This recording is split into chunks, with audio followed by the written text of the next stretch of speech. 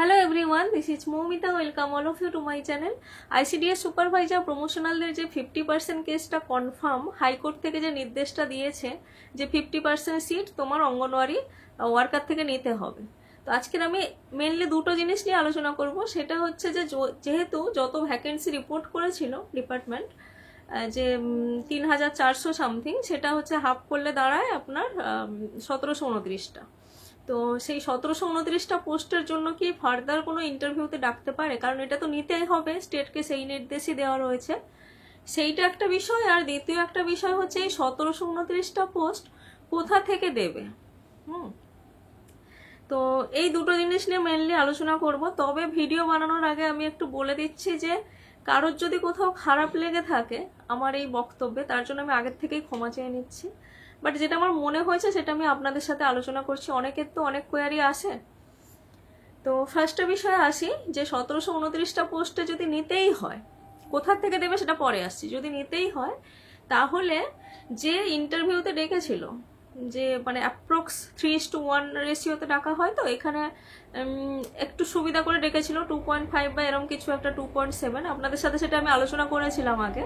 তো অ্যাপ্রক্স একটা 3:1 রেশিওতে ডাকা হয় ইন্টারভিউতে। তো যে 1152 জন ইন্টারভিউ দিয়েছিলেন আপনারা, সেইটা ছিল কিন্তু 431টা পোস্টের জন্য, যেখান থেকে 409 জন সিলেক্ট হয়েছে, নাম বেরিয়েছে, সিলেক্টেড হয়েছেন। তো এবার যদি 1729টা ভ্যাকেন্সি ফিল আপ করতে হয় তাহলে তার জন্য 1729 ইন্টু 3 এতজনকে ইন্টারভিউতে ডাকা উচিত, তবে সেখান থেকে তো নিতে পারবে। কারণ আমি আগের দিনে যেটা বলেছিলাম যে হয়তো আপনারা সবাই চাকরি পাবেন, পরে ভেবে দেখলাম, দেখুন আমি একটা জিনিস সহজ করে বোঝাচ্ছি আপনাদের। ধরুন একটা পরীক্ষাতে 70 কাট অফ, ঠিক আছে? তো 70 কাট অফ রেখেছে, মানে কেউ 70 পেয়ে ইন্টারভিউ দিয়েছে, কেউ 69 পেয়ে ইন্টারভিউ দেয়নি। এবারে যদি কাট অফটা নামিয়ে আনা যায় তাহলে দেখা যাবে কি 70-এ যে সে হয়তো সাপোজ ইন্টারভিউতে 20 পেল, পেয়ে 90 পেল। কিন্তু যদি 70-এর নিচে কাট অফ থাকতো তাহলে 69 পাওয়া লোকটা যদি 22 পেত তাহলে সে কিন্তু চাকরিটা পেত, 70 পাওয়া লোকটা পেত না।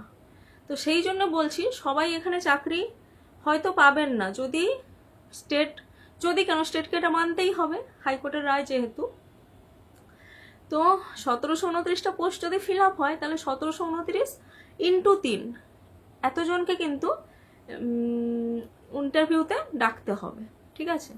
তার মধ্যে যারা পেয়ে গেছেন ঠিক আছে, যারা ইন্টারভিউ দিয়েছেন তাদের তো একটা মার্কস আছে, মেন্স প্লাস ইন্টারভিউ, প্লাস যাদের কাট অফ থেকে কম আছে, যারা ইন্টারভিউতে ডাক পাননি, তো তাদের থেকে এবার হয়তো ডাকতে হবে বাকি পোস্টগুলোর জন্য। মানে বাকি যে 1729 মাইনাস 431 করলে যে পোস্টটা হয়, তত ইন্টু 3জনের একটা চান্স রয়েছে যে এতজনের একটা ইন্টারভিউয়ের বেসিসে মেন্স প্লাস ইন্টারভিউয়ের মার্কস থেকে বাকি জনকে সিলেক্ট করা। তো তার জন্য আমার মনে হয় এটা হয়তো খুব দ্রুত হবে না, কারণ প্রচণ্ড একটা জটিলতার মধ্যে আছে, বিষয়টা ঝুলে রয়েছে। 5 থেকে 6 বছর পেরোতে যায়, মানে কোনো বিষয়েই কোনো সুরাহা হচ্ছে না, এবং পুরো গাফিলতিটাই সরকারের। এটা তো আমাদের নয়, সেটা আমাদের দুর্ভাগ্য, আমরা সেটাকে তো আর বদলাতে পারবো না যে সময়টা চলে গেছে। তবে এক্ষুনি না হলেও হতে তো বাধ্য, এতগুলো পোস্ট দেবে মানে এতগুলো আবার ইন্টারভিউ কন্ডাক্ট করতে হবে। তো যারা প্রমোশনাল ক্যান্ডিডেট, যারা ইন্টারভিউ দেননি, তাদের মার্কস কিন্তু পিএসসি থেকে অনেক আগেই দিয়ে দিয়েছিল সাইটে, যে কে কত বিষয়ে কত মার্কস পেয়েছেন। তাহলে সেখান থেকে আপনারা নিশ্চয়ই দেখতে পেয়েছেন যে কারা কারা কাট অফ কত ছিল জানেন, পিএসসি কাট অফ ডিক্লেয়ার করেছিল, এবং কাট অফের কাছাকাছি যাদের মার্কস আছে, 2 নাম্বার কম, 5 নাম্বার কম, 7 নাম্বার কি 10 নাম্বার কি 12 নম্বর, 1729 পোস্ট মানে অনেক। তার মানে আরও কিন্তু অনেকজনকে ইন্টারভিউতে রাখতে পারে। মানে 1729 ইন্টু 3 মানে 17×3 = 51, আর ওদিকে তোমার 87, তো 5187 জনের টোটাল ইন্টারভিউ নেওয়ার কথা, যদি ওই প্রপার 1:3 করে ডাকে, বা একটু কিছু কম বেশি হয়তো ডাকলো। আমি তোমার 5000ই ধরছি, ধরুন। তো 5000ও যদি ধরি, সেখান থেকে মাত্র 1152 জনের ইন্টারভিউ হয়েছে, বাকি তো এখন প্রচুর জনের ইন্টারভিউ বাকি, প্রায় 4000, 3900 জনের মতো, 3850 জনের মতো ইন্টারভিউ বাকি। তো সেই জন্য যাদের 5 নাম্বার, 8 নাম্বার, 10 নাম্বার, 12 নাম্বার কি 15 নাম্বার কি আরও বেশি অবধিও কম রয়েছে কাট অফের থেকে, তাদের তো প্রচণ্ড চান্স রয়েছে যে তাদেরকে আবার ইন্টারভিউতে ডাকা হবে। তো সেই জন্য আপনাদেরকে আমি একটা কি বলবো, নির্দেশ হোক, উপদেশ হোক, ভালো যুক্তি হোক, যাই হোক, পরামর্শ হোক, দিচ্ছি কি আপনারা একটুখানি একটু একটু করে, হয়তো অনেক পরেই হবে ইন্টারভিউ, যদি হয় একটু একটু করে টাচে থাকুন। হয়তো আপনারা এই কাজের সাথে আছেন, সমস্ত প্রজেক্ট লঞ্চ হলে জানতে পারছেন, কিন্তু পার্সোনালিটি টেস্টটা তো শুধু বিষয় রিলেটেড নয়, তার বাইরেও অনেক কিছু ফিল্ড থেকে আসে, অনেক কারেন্ট অ্যাফেয়ার্স থেকে জিজ্ঞেস করে, কারোকে সায়েন্স থেকে জিজ্ঞেস করে, কারোকে পলিটি থেকে জিজ্ঞেস করে, কারোকে ইকোনমি থেকে জিজ্ঞেস করে, আরও বিভিন্ন বিষয় থাকে, কারোকে জাস্ট এমনি নর্মাল ডেলি লাইফ থেকে জিজ্ঞেস করতে পারে। তো পার্সোনালিটি টেস্ট মানে অনেক কিছু, তার কোনো নির্দিষ্ট সিলেবাস হয় না, সেটা যে শুধু আপনার ফিল্ড থেকে জিজ্ঞেস করবে তা নয়। সুতরাং আমি বলবো যাদের এরকম কাছাকাছি নাম্বার রয়েছে তারা একটুখানি এই সমস্ত বিষয়গুলোর টাচে থাকুন, এই কারেন্ট অ্যাফেয়ার্স বা সমস্ত প্রজেক্ট, সমস্ত স্কিম সম্পর্কে, বা আমাদের পশ্চিমবঙ্গের বিভিন্ন ঘটনা সম্পর্কে, এই সমস্ত সম্পর্কে আপনারা ডেলিকার ডেলি নিউজে যদি একটু একটু চোখ রাখেন, তাহলে দেখবেন যদি হঠাৎ করে ইন্টারভিউতে ডেকেও ফেলে, কোনো অসুবিধাই কিন্তু আপনাদের হওয়া উচিত নয়। কিন্তু যদি হঠাৎ করে 2-10 দিনের মধ্যে প্রিপেয়ার হতে যান, তখন দেখবেন এত নিউজ হয়ে গেছে, এত ঘটনা হয়ে গেছে, এত স্কিম লঞ্চ করে গেছে, এত ডিটেলস, এত খুঁটিনাটি কিন্তু সম্ভব নয়। সেই জন্য বললাম প্রতিদিন একটু একটু করে দেখাই যায়, একটু খবর দেখা যায়, একটু কারেন্ট কিছু মনে রাখা যায়। তো এইটা হচ্ছে আপনাদের কাছে আমার পরামর্শ, যাতে আপনাদের ভালো হয়, সেজন্যই বলছি, কারণ এই পোস্টগুলো তো দিতে বাধ্য। দ্বিতীয় কথা হচ্ছে, এইটাতে হয়তো ফ্রেশার্সরা যদি ভিডিওটা দেখে একটু রেগে যাবে, বাট আমি বলছি এই 1729 পোস্টটা কোথা থেকে দেবে, পুরোটাই ডিপার্টমেন্টের ব্যাপার যে কোথা থেকে দেবে, বা জাস্ট আমি বলছি কি কি হতে পারে সিনারিও।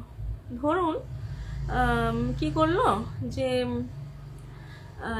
ফ্রেশার্সদেরকে রেখে দিল, দিয়ে যতগুলো মোটামুটি নন জয়নিং, কথার কথা বলছি, ধরুন সাপোজ 600 নন জয়নিং, তো সেই 600 নন জয়নিং সিট আপনাদেরকে দিল, তাহলে আপনাদের 400 নয়, অ্যাপ্রক্সিমেটলি আমি 400 ধরছি, প্লাস 600 কত হলো 1000, এখনো বাকি রইল কত 729।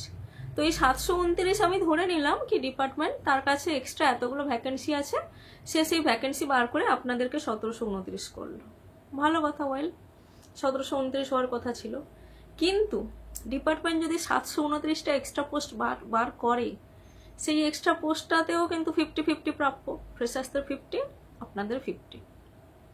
আমি কিন্তু এটা একেবারেই ফ্রেশার্সের এগেনস্টে বলছি না, আমি সিনারিওটা বলছি, কারণ আমিও ফ্রেশার্স, ঠিক আছে, ফ্রেশার্সদের এগেনস্টে করলে আমারও কিন্তু কিছুটা হলেও চান্স কমে হোক, গায়ে লাগে হোক, কিছু একটা ব্যাপার, কিন্তু আমি সত্যিকারের ঘটনাটা বোঝানোর চেষ্টা করছি যে যদি 729টা, কেউ তো বোকা নয় যে আমি না বললেই যে ওরা চুপ করে থাকবে, সেরকম তো নয়। এই 729 যদি ডিপার্টমেন্ট এক্সট্রা বার করে, সেটারও তাহলে 50-50 হওয়া উচিত।